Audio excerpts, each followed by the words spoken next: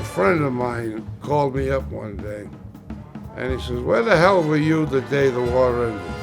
And I says, "I was in Times Square the moment the war ended." I said, he says, "Well, I know damn well you was." I said, "How the hell do you know where I was?"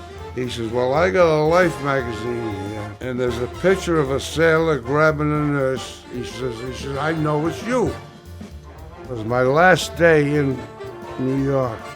We're in Radio City Music Hall. And while the show was going on, we're watching the Rockettes, and all of a sudden there's a hell of a commotion out on the streets. And the people out on the streets are pounding on the doors of Radio City.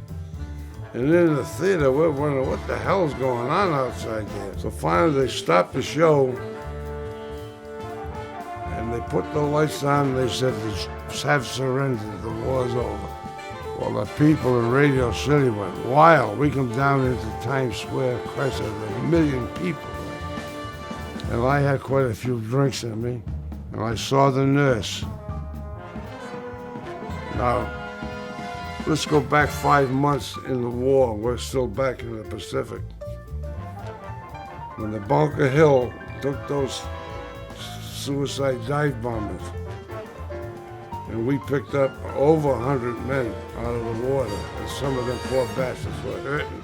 And I saw what those nurses did that day to these guys, and they're hurting. So now back in Times Square when the war ends, and I saw the nurse.